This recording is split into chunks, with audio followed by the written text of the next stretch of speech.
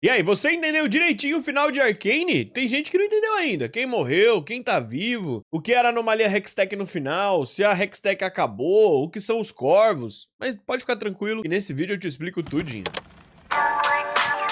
Fala galera, tudo bem com vocês? Eu sou o King, sejam bem-vindos ao meu canal e nesse vídeo eu vou tentar te explicar tintim por tintim tudo o que aconteceu no final dessa segunda temporada de Arcane, ou nessa temporada final, né? Assim podemos chamar por hora, né? Sabemos que no futuro a gente vai ter mais coisas, tratei disso no meu vídeo anterior, mas dessa vez a gente fala do final dessa temporada, belezinha? Chega no like, meu irmão, e também deixa um comentário que ajuda aqui a gente no engajamento, hype o vídeo se aparecer pra você, torne-se membro pra ajudar a gente financeiramente, ou manda aquele valeu demais, um superchat aí, que já ajuda também. Firmeza? Lembra que a gente tem um cupom de desconto lá na Slash Store para você comprar a sua caixa maneira de itens. Tem camisa, capinha de celular, uma pancada de coisas ali na caixinha da Vai e também na caixinha da Jinx. Compra as duas também, né, mano? Eu queria comprar as duas, mas sabe como é que é, né? Mas é isso, bora lá, vamos falar então de tudo que aconteceu nesse último ato, mas basicamente eu vou resumir os acontecimentos a partir do momento que começa a guerra e começam os desfechos. Eu acho que a partir daí é que tem algumas coisas que a maior parte das pessoas pode não ter pego, tá? Então vamos lá. Pra série terminar bem, os mocinhos tinham duas missões: parar a Ambessa e parar o Victor. É isso que todo mundo ali de Zaun e Piltover tinha que fazer naquele último episódio, no episódio da guerra. E por que eles tinham que parar esses dois? Basicamente porque a Ambessa queria arrumar uma arma para ela combater a Rosa Negra, já que a Rosa Negra estava perseguindo ela porque ela roubou algo da Rosa Negra que tinha muito valor. Essa parada que tinha valor para a Rosa Negra que a Ambessa roubou, se você não entendeu, é a Mel, porque a Mel é uma feiticeira poderosa que a Rosa Negra tava de olho, mas como era filha da Ambessa, a Ambessa protegeu a Mel de todo jeito. E por que a Ambessa fez isso? Basicamente porque a chefe da Rosa Negra é uma pessoa muito ruim, que a gente vai conhecer nas próximas séries, e essa pessoa, ela acaba por usar as outras bruxas ali que entram pra Rosa Negra, e depois a pessoa vai acabar se ferrando bastante em Runeterra. Muito provavelmente, depois de utilizada, é jogada fora. Então, a Ambessa não queria dar esse destino para a Mel, então ela protegeu a Mel. Para isso, ela perdeu o Quino, perdeu muitas posses dela, quase que arriscou o futuro da Casa Medarda e começou a se dar mal. Aí ela fugiu então lá para Piltover para tentar buscar com a Mel alguma ferramenta. Pelo que a gente entende, primeiro a Ambessa foi ver se a Mel estava pronta para ser uma guerreira ou uma assassina ou uma maga capaz de enfrentar a Rosa Negra. A Ambessa entende que não, e aí ela começa a buscar outra arma. Em hora ela acha que é a Hextech, depois ela acha que essa arma vai ser o Warwick, depois ela entende que a arma pode ser o Victor e também os robôs que ele cria, né? Aqueles ciborgues que ele cria a partir do corpo dos cultistas dali do Victor. E aí, para tentar usar esse poder, ela vai conversar com o Singed, ela vai usar o Singed, para o Singed utilizar a tecnologia desenvolvida no corpo do Warwick, né? Então, tirar aquela super regeneração do Warwick e passar pro Victor. Afinal, o Victor tinha sido morto no episódio anterior pelo Jace. E sim, o Victor estava morto, beleza? O Singed conseguiu, família, esse composto químico de Quintec, né? Esse composto alquímico, na verdade, que tem no Warwick é capaz de ressuscitar pessoas. Não sempre, né? Às vezes precisa que não tenha tido X dano em algum lugar, porque o próprio o Singed disse que ele não conseguiu ressuscitar o Rictus, né? Aquele seguidor ali da Ambessa,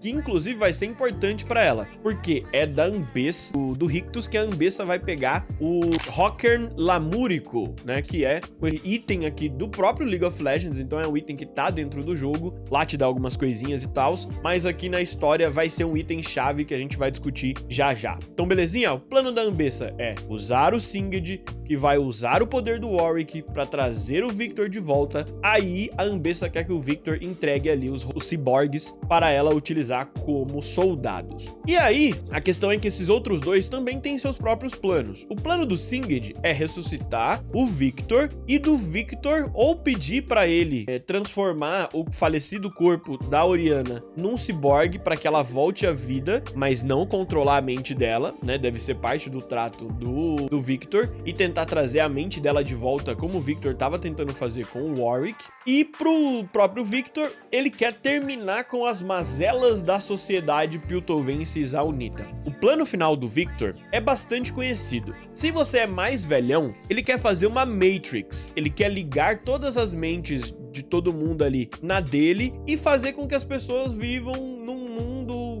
perfeito, homogêneo, onde nada saia do controle, não tenha violência. É isso que ele imagina, é isso que ele quer fazer. Por outro lado, se você é mais jovenzinho, eu vou te dar uma outra referência. O Tsukuyomi Infinito, do Obito. Então ele quer colocar todo mundo ligado numa única parada e todo mundo vai viver o mundo, vai imaginar o mundo como se estivesse perfeito, enquanto tá todo mundo preso e ninguém tá se machucando. Então, é Matrix, é Tsukuyomi Infinito, são coisas que a gente já viu, mas tem aqui umas particularidades interessantes, funciona para o que o Victor quer fazer. Acaba destoando um tiquinho só do que ele queria fazer na lore anteriormente. Na lore anteriormente, ele quer fazer todo mundo se tornar ciborgue, quer retirar os sentimentos de todo mundo, porque ele acha que as pessoas vão se tornar mais eficientes e perfeitas. Aqui, nos contos, o Victor só quer isso, ele quer que a humanidade evolua para se tornar mais eficiente e menos irracional. Já na história do Arcane, que é a história oficial agora, ele tá buscando a paz mundial através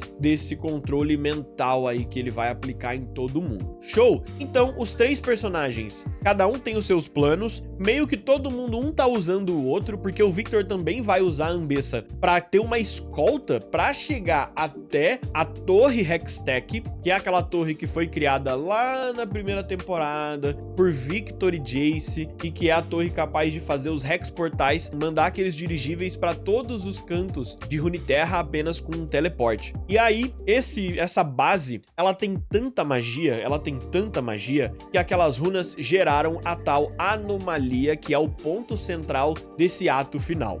Essa anomalia, o que é ela afinal? O que a gente sabe? A anomalia Hextech, que aconteceu ali, é esse fruto dessa super concentração de magia. A gente entende que é algo que ela não deveria existir. Ela é... Eu vou usar uma metáfora aqui. Essa não é necessariamente a definição do pessoal, mas é como se ela fosse um câncer. Ela é um defeito de um processo que deveria ser comum ali para magia. O câncer, ele acontece assim dentro do nosso corpo também. Ele é um defeito na nossa reprodução de células que cria uma célula que cresce desenfreadamente e vira um tecido que não deveria estar dentro do nosso corpo, e ele geralmente ele vai acabar afetando a gente, empurrando tudo que está em volta. Já que esse caso da anomalia Hextech, ela é então essa bola descontrolada de magia instável que acaba alterando tudo em torno dela, e enfim, a gente pode dizer que ela tá corrompendo as coisas em volta dela, que ela tá destruindo as coisas em torno dela, mas é isso, essa é essa anomalia. Uma das coisas que essa anomalia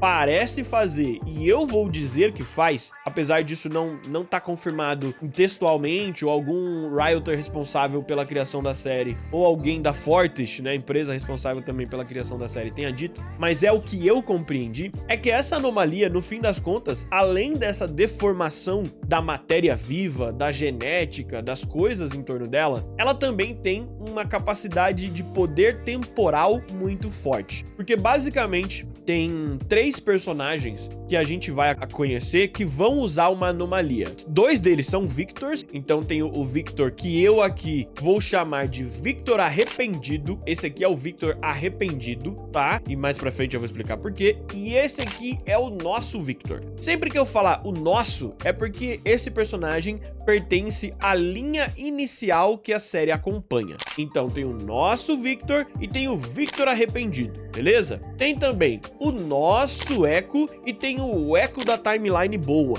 tá bom? Pra vocês sacarem. E aí, o que vai acontecer? O Victor quer atingir essa anomalia, porque essa anomalia vai dar esses poderes pra ele. Mas a gente viu que o Echo utilizou o poder dessa anomalia pra viajar no tempo. A anomalia dele, aliás, né, que tava na outra dimensão, a anomalia da dimensão boa. E o Victor Arrependido, ele também tem o poder de uma anomalia, mas é uma anomalia anomalia de uma outra linha que a gente acompanhou só quando o Jace tava no mundo devastado, tá bom? E então a gente tem essas 3 anomalias que aparecem na série. E a anomalia que tá no nosso mundo, o Victor quer utilizar ela então para fazer o seu plano final de Matrix, o seu plano final de Tsukuyomi infinito, tá bom? Só que, para chegar lá, o Victor sabe que o Jace vai proteger a anomalia, vai utilizar várias pessoas que estão ali em Zaun, Piltover, para fazer um batalhão, enfim, uma tropa que vai defender essa torre. Sim, mandaram aqui nos nossos comentários e agora eu não vou conseguir citar você, mas você sabe que é você, eu te respondi e eu acho que você tá muito certo. No final, a Riot fez uma alegoria ao próprio League of Legends aqui, porque no final de tudo tinha a galera de Piltover defendendo essa torre da chegada do Victor e da Ambessa. Então foi ali um duelo de rotas, olha só, essa parada ali. Mas é isso, então vamos setar de novo os planos. A Ambessa quer entregar a anomalia para o Victor, porque é o acordo dela com ele para conseguir exército. O Singed só ressuscitou o Victor para ter a Orianna, e o Victor vai ali então usar a Ambessa para proteger ele, para chegar até a anomalia, e depois ele vai pegar a anomalia e ele não vai dar o exército pra Ambessa, ele vai só fazer o Tsukuyomi infinito dele e foda-se, ele também vai trair a Ambessa no final das contas. Mas show, belezinha. Esse é o plano dos vilões, e os mocinhos basicamente só tem que proteger a torre então e desarmar a torre Hextech e, sei lá, sumir com os cristais Hextech, porque isso meio que levaria a anomalia junto de alguma forma, né? Então esse é o plano deles. Quando começa a guerra, a gente tem uma série muito legal, muita pancadaria. Eu vou pular tudo isso e vou para os desfechos importantes. O desfecho importante de combate contra a Ambessa é o primeiro que eu vou abordar, porque o último é mais o final mesmo. A Ambessa, ela é muito bolada,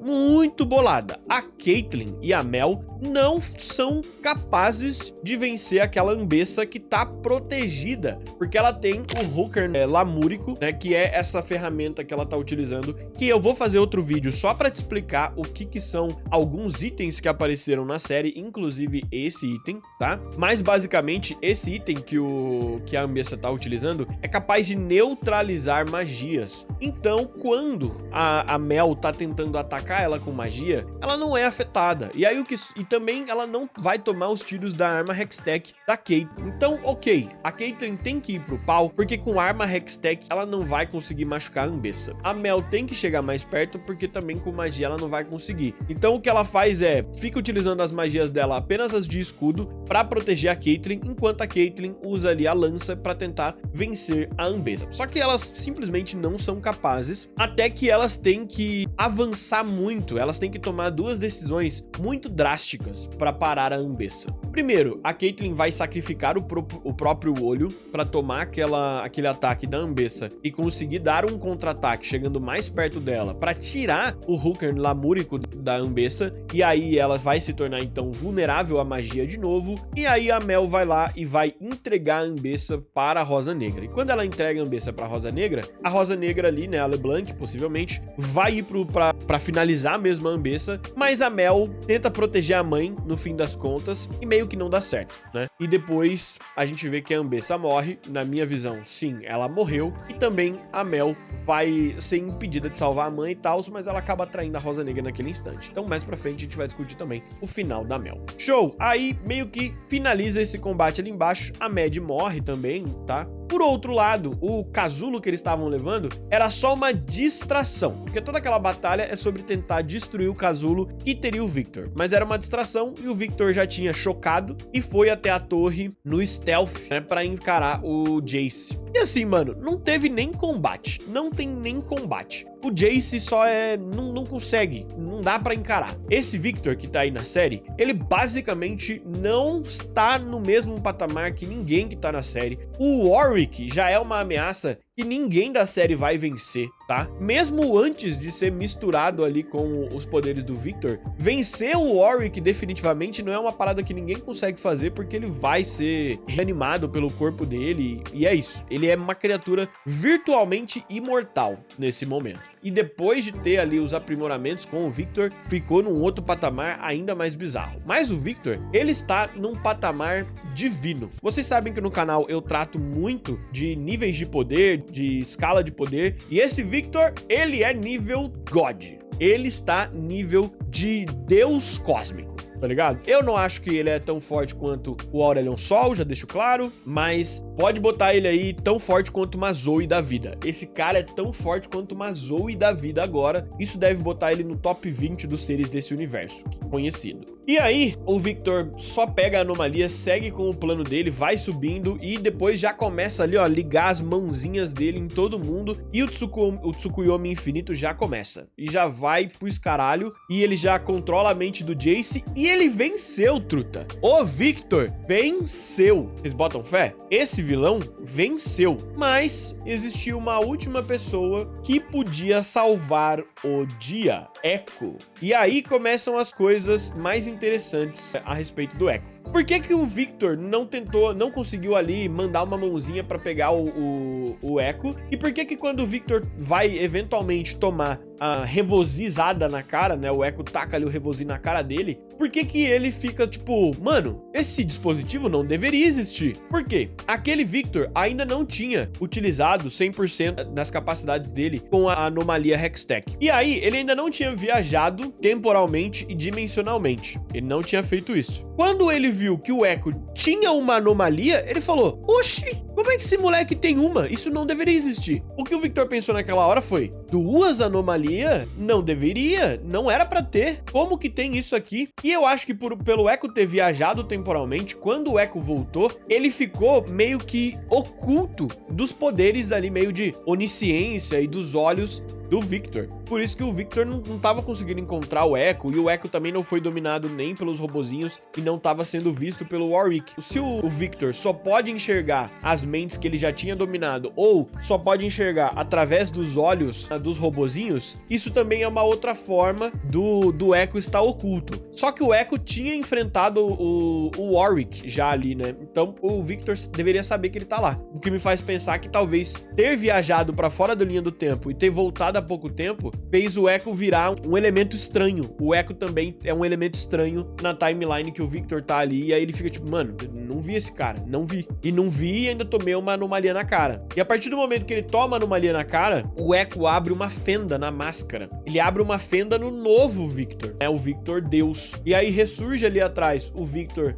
mais humano e abre uma brecha então pro Jace conversar com ele e mostrar pra ele que esse plano do Tsukuyomi infinito, da perfeição através de homogeneizar todo mundo, transformar todo mundo numa coisa padronizada e tal, e aí criar um espaço sem guerra, sem luta, é zoado. Que a humanidade se faz da imperfeição. Que eu sou eu porque eu sou negro, eu sou gordo, eu sou bissexual, eu moro em São Paulo, eu tenho essas coisas, mas eu também sou procrastinador, eu sou preguiçoso, às vezes eu sou grosso, às vezes eu sou bobo demais, às vezes o que mais que eu faço de errado, sabe? Então todas essas minhas características mais individuais e qualidades e defeitos me fazem ser quem eu sou. E aí eu, dentro da minha sociedade, com o meu vizinho, com a minha esposa, com o meu amigo, com aquele outro cara que eu conheço, com aquela minha amiga, todos nós fazemos a perfeição da humanidade sendo indivíduos diferentes, dando cor, fazendo que tudo seja mais divertido. E claro, isso também vai fazer com que as coisas às vezes não funcionem direito, mas a gente deveria buscar uma solução através da conversa, não uma solução através do controle mental de alguém,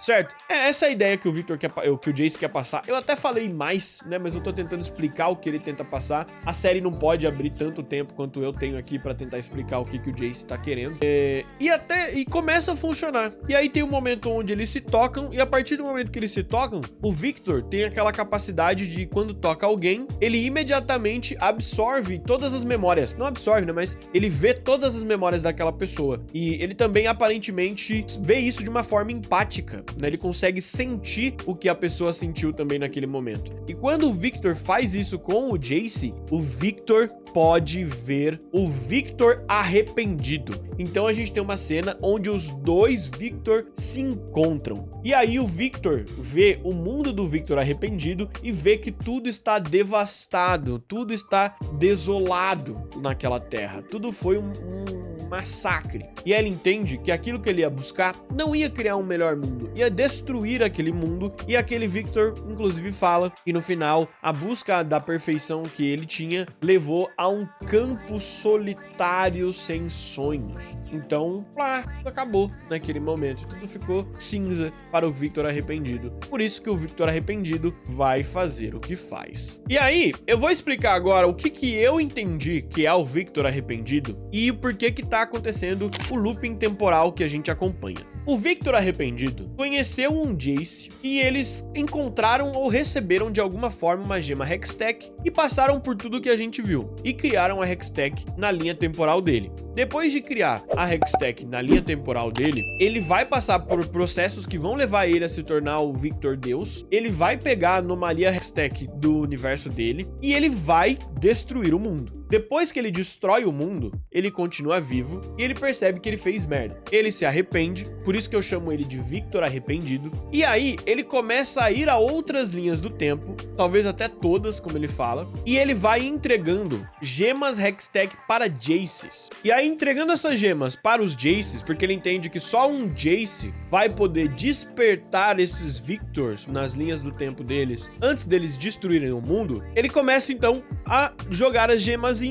E é esse o plano dele, ele entende que isso vai acontecer. Mas uma coisa que ele não tinha entendido, ou não tinha acontecido até agora, é um eco. Provavelmente, até agora, a gente não tinha tido um eco que estragasse ali por um tempinho a máscara de um Victor para que esse Jace, o nosso Jace, conseguisse tocar os Victors. E é engraçado porque é um toque tanto físico quanto emocional, né? E aí, o Victor do mal, né? O Victor da nossa timeline, talvez seja o primeiro Victor e o primeiro Jace e o primeiro Echo que conseguem criar um final positivo para aquela timeline. E por que eu falo que eu acho que é a primeira vez que acontece? Porque o martelo do Jace do mundo devastado tá lá. Então se algum outro Jace já tivesse conseguido, ele talvez não teria pego aquele martelo. Ele teria que usar alguma outra ferramenta do seu próprio mundo. A não ser que o Victor arrependido fique criando novos martelos. Mas eu entendo que o nosso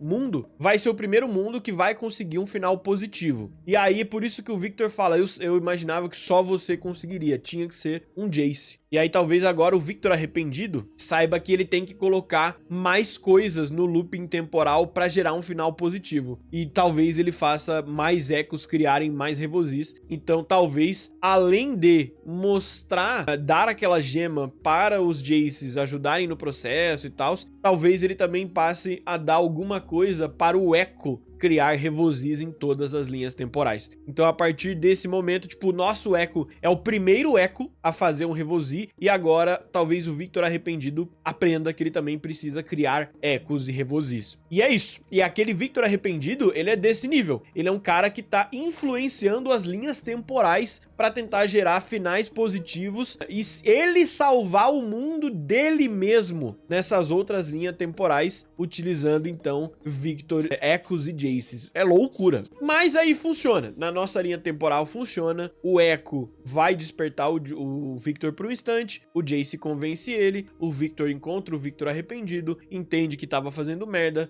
Volta para a própria linha do tempo. E não usa a anomalia para fazer o controle mental final. E aí ele e o Victor e o Jace se unem para dar um fim na anomalia. E o fim que eles dão na anomalia, ao meu ver, eles usam ali a união deles e também uma gema, uma joia Hextech ali no finalzinho, para mandar a anomalia para fora da timeline. Se ela foi para alguma outra dimensão, não sei, mas eu acho que os dois, Victor e Jace, foram para o limbo, foram para fora do espaço-tempo. É mais ou menos isso que eu enxergo. Tecnicamente, morreram também, mas podem voltar no futuro. E, inclusive, no futuro, eles podem utilizar em série dois Victors diferentes. Eles têm o nosso Victor e eles têm também o Victor arrependido. Podem usar qualquer um dos dois. Mas, King, se o Victor arrependido tem tanto poder, por que ele não volta no tempo e salva ele mesmo, tá ligado? E se impede de se tornar um vilão? Porque a Arcane fez basicamente o seguinte: estabeleceu que tem duas gamas de poder temporal. A primeira é a viagem dimensional. Então, você sai de uma linha do tempo e vai para outra. Isso aconteceu com a Anomalia,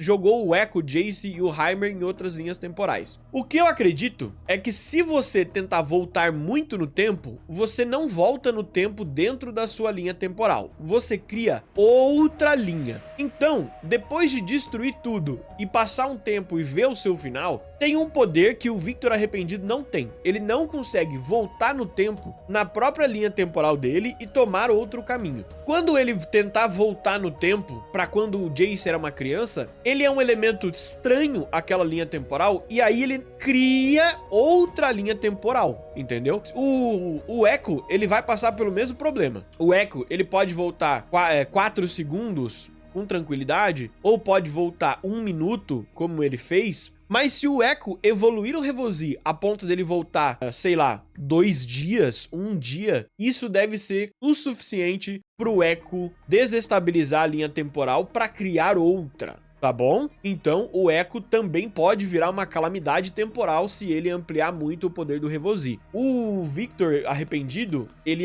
entendeu isso, então ele tenta salvar outras linhas temporais que tenham nascido por ele ou porque outro agente temporal fez essas linhas nascerem. Se o Victor, então, ele só tá ajudando quem já existe e provavelmente tentando não criar novas linhas temporais. É por isso que o Victor Arrependido não pode salvar ele mesmo. Ele tem que salvar outros Victors. Show de bola? Complexo, mas o pai tá explicando tudo pra você. E agora acabou. Agora a gente vai falar de alguns finais mais pontuais. Final da Mel. Cara, o final da Mel, ela vai voltar pra Noxus. Ela se tornou uma bruxa muito poderosa. Ela entrou pra Rosa Negra e traiu a Rosa Negra logo na sequência. Então a Mel vai ter muitos problemas internos. Se o Swain já estiver empossado como chefe do Trifarix ou imperador do Trifarix, a Mel tá ferrada. Porque a Mel é uma nobre, então o Swain vai pedir ou pra Mel jurar lealdade ao Trifarix, ou o Trifarix vai atacar a Mel. Porque eles são contra as casas nobres e tal,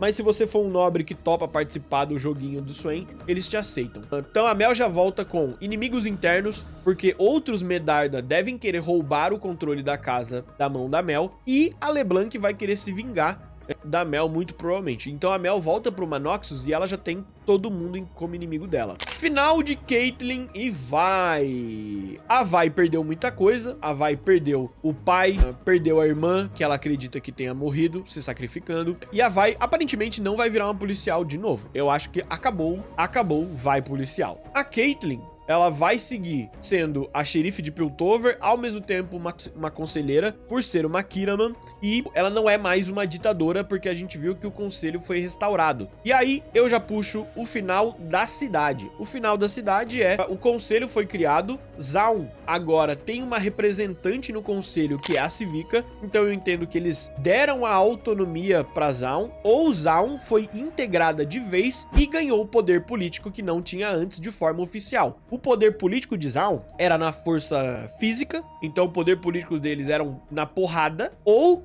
com poderes escusos, sejam os acordos sujos e secretos do Vander, que não deixava de ser acordos corruptos, porque ele falava na surdina com a antiga xerife, com a Grayson, e depois com o Silco, fazendo o mesmo, negociando com o Marcos. Então não era um poder oficial, nunca foi um poder oficial político que Zaun tinha, agora é oficial. A gente volta pra Caitlyn, né? A Caitlyn não é mais uma ditadora, porque ela restaurou o conselho e tal.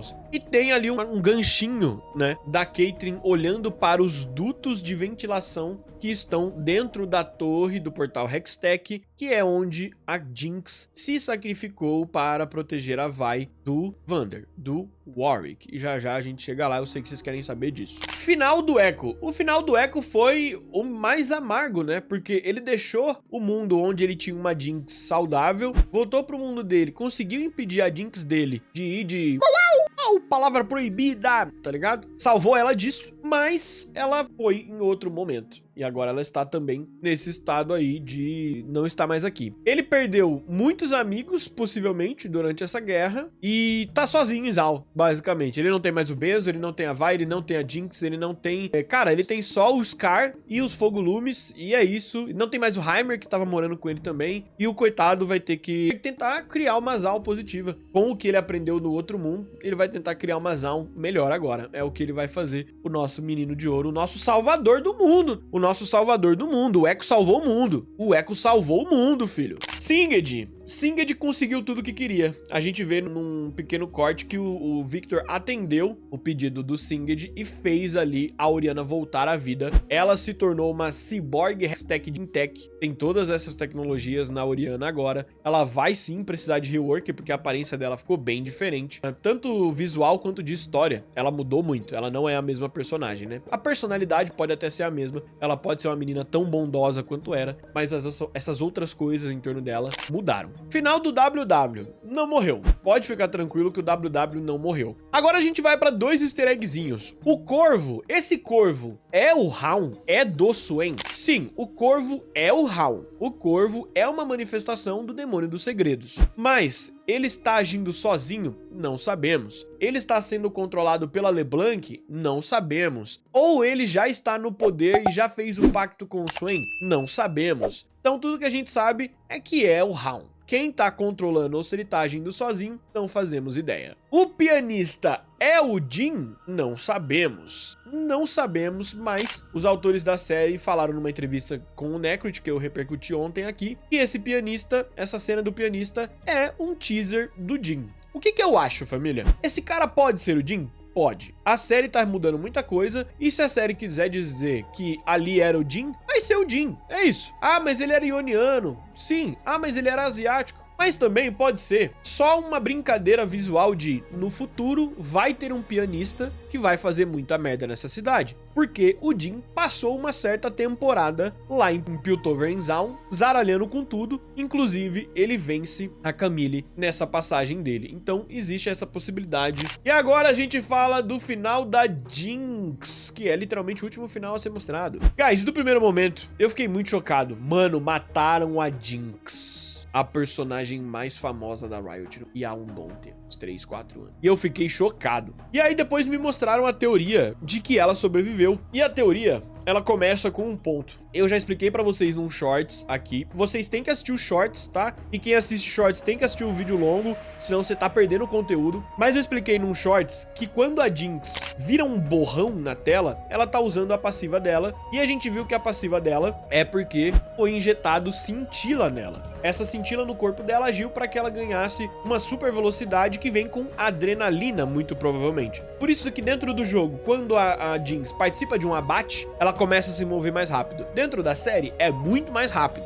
né? Mas ok. E aí, essa movimentação dela deixa um rastro rosa pra trás, em algumas circunstâncias que às vezes partem do olho dela. Quando essa explosão acontece, a gente vê um rastro rosa. As pessoas intuíram que isso era um sinal de que ela tinha ficado viva, que ela tinha pulado. Depois, quando a gente vê a Caitlyn olhando para os dutos, coisa que eu citei aqui anteriormente, a gente vê que sim, tinha um jeito da Jinx fugir dali e ir pra Zaun novamente. E aí, a gente já viu que achar a Jinx em Zaun é impossível. Porque a Jinx é uma das pessoas que mais conhece todo o buraco escuro que tem em Zaun. Então, se ela não quiser ser encontrada em Zaun, ela vai conseguir não ser encontrada, como ela fez na época da ditadura da Caitlyn. Por outro lado, a última cena da série, enquanto a Caitlyn fala que a nossa história não acabou, a gente vê um dirigível branco indo embora de Piltover, em direção ao mar. A gente não percebe tanto isso, mas Piltover em Zaun é uma cidade praiana, tem praia dos dois lados, tá? Pode ter ido pra qualquer lugar do mundo, inclusive, aquele dirigível. E aí o dirigível tá indo embora, ele não tá indo mais com Hextech, olha que coisa interessante. E ele é igual a um que Jinx e Vi, Clegor e Milo vêm quando criança. E a Jinx comenta que um dia ela voará em um desses. Então é uma rima narrativa, pessoal. Mas essa rima mostra pra gente que talvez a Jinx tenha ido embora nesse dirigível branco. como ela tinha dito no passado que gostaria de fazer. Se você pega um momento onde a Jinx está delirando e ela conversa com o Silco, e o Silco fala pra ela que, às vezes, pra romper o ciclo de ódio, você precisa ter a força pra ir embora, a força pra partir e se afastar. Talvez ela tenha feito isso, porque ela fala que ela vai destruir o ciclo de ódio. Só que primeiro, ela acredita que ela tem que se... Mas o Echo convence ela que não, que ela vale a pena. Então, essa Jinx, tocada por um Echo, mas que ainda quer se afastar, não se... mas ela vai embora. Olha que foda. Cara. E, mano, tem um cara no YouTube que falou há mais ou menos 1 ano e meio atrás que queria ver uma linha alternativa do tempo onde a Jinx não fosse doida e o Echo e ela fossem um casal, ou uma linha do tempo onde o Echo conseguisse tirar a Jinx da loucura. E isso aconteceu. As duas coisas que esse cara falou aconteceram na série. Echo e Jinx, um amor impossível. Falamos bastante essa semana da diferença que nós temos entre a Piltover em Zaun dos contos para aquela versão que a gente tem de Arcane. Mas uma coisa que se mantém para as duas linhas do tempo é o amor juvenil de Echo para Pounder. Esse amor que se torna impossível depois que a Jinx nasce. Em Arcane, a gente pode ver esse amor nascer e se perder, junto com a sanidade da nossa Coringa de cabelo azul. Porém, na linha temporal do League, nós não temos esse momento conhecido. Só que as interações do Echo para Jinx deixam claro. O Echo conheceu a Jinx antes de que ela se tornasse o que é hoje. Pounder, deixa. Cara, tenho tanta saudade. E afinal, nós já sabemos que a Jinx estará em Convergence. E eu fico me perguntando se esse amor será abordado de alguma forma. Quem sabe até fique nítido que esse amor entre Echo e Jinx é core pra Runeterra. Mas será que existe uma linha do tempo onde o Echo consegue impedir que a Pounder se torne a Jinx? Ou então uma linha do tempo onde ele consegue reverter o processo de insanidade dela? Tá, eu sei que eu tô hypando muito nesse aspecto, mas quem sabe, né? A gente tem um Echo que conseguiu mostrar pra ela que não importa o que aconteceu no passado, nunca é tarde pra construir algo novo pra alguém que vale a pena. E a Jinx quer construir algo novo pra ela, porque agora ela entendeu que ela vale a pena. Mas é isso, família! Me diz aí se você gostou da minha análise, se você entendeu agora, se ainda restou alguma dúvida, deixa nos comentários que eu posso responder ou em outros vídeos longos ou em outros shorts, se a dúvida for mais pequenininha, ou se for muito pequenininha, eu respondo até você aí no comentário e a gente já resolve por aqui mesmo. É isso, família. Muito obrigado e fui!